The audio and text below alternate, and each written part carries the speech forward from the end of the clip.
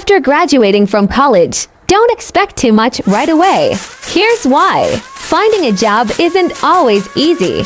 Just because you finished college doesn't mean you'll immediately land a job. It takes time, and you might not get your dream job right away. Don't be too picky. Sometimes you have to start small to get somewhere. Your degree doesn't guarantee a specific career.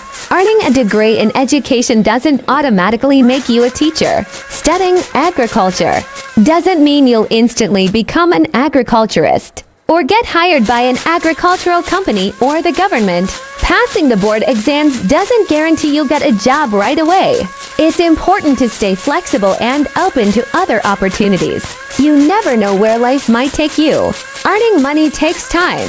Just because you've started working doesn't mean you'll suddenly have lots of money. In fact, it might feel like you had more when you were still a student. Bills, responsibilities, and real-life expenses add up quickly. Life after graduation is tough. That's the truth. That's why we need to be ready for the real battle, the battle of life. Stay strong, stay humble, and keep moving forward. Remember this. Take any job until you find your dream job. Pride won't buy you a bread.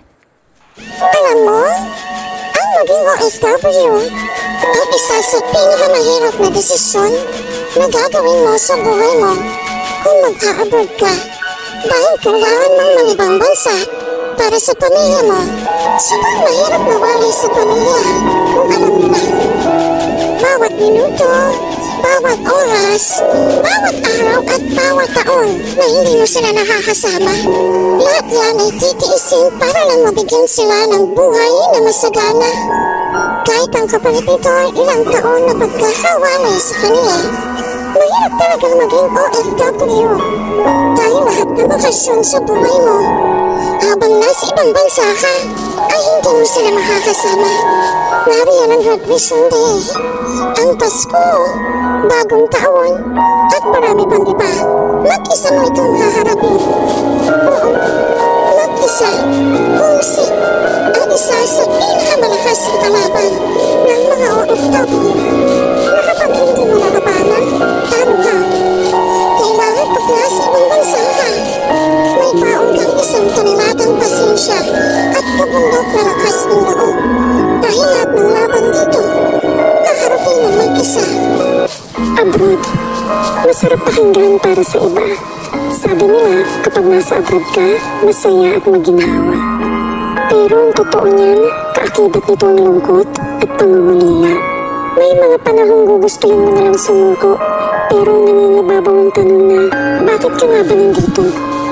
Oo, may mga maswerteng nakakaangat sa buhay, pero aminin natin hindi lahat pinapalad na magkaroon ng magandang buhay. Basta tandaan mo, lahat nagsisimula sa pinakababa bago ka makarating sa itaas. Kapalit ng bawat paghihirap ay ang buhay na pinapangarap. Walang imposible sa taong may tiyaga. Magugulat ka na lang, napalitan na ang mga salitang pagod na ako nang. Buti na lang, hindi ako sumuko.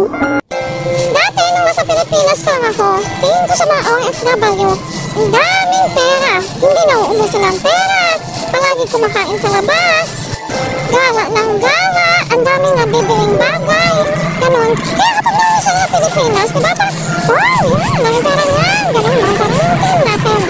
Pero nung nandito na ako, saan ko lang na-realize na kakain lang pala sa labas kapag sahod. Bibili lang pala ng mga magagandang bagay kapag may tira sa pera. Tapos karamihan pa sa mga parang second street, yung mga parang mga ukay-ukay, gano'n. And hindi natin naiisip na kapag nandun tayo sa Pilipinas na yung bit-bit nilang pera para magbakasyon, pinag-ipunan pa tayo. Pinaghirapan muna nila para may maipon sila. Na yung iba, paggabi na po umuwi, tapos pag-uwi nila, wala pang pagkain. Kaya kadalasan na ulam na lang nila pag hindi prito itlog, nilamang itlog, mga pritong sausage, noodles, mga ganon. Minsan nakakita na po sila sarap-sarap ng pagkain nila sa labas, pero minsan lang talaga yun. Kung minsan lang may mga musta sa'yo. Diba ang sarap sa TV, may kumakamusta sa'yo? Tapos kamusta? May pera ka ba? Pero yung iba naman, sabi nila, kamusta yung araw mo?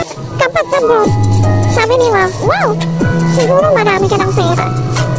Kapag sinabi mo naman wala, di pa sila maniniwala. Tapos ito pa yung masakit. Kapag lumapit sila sa'yo, tapos sinabi mo wala, kapag masama. Ikaw na ba yung mayabang? Bakit nakapag-andog ka ba?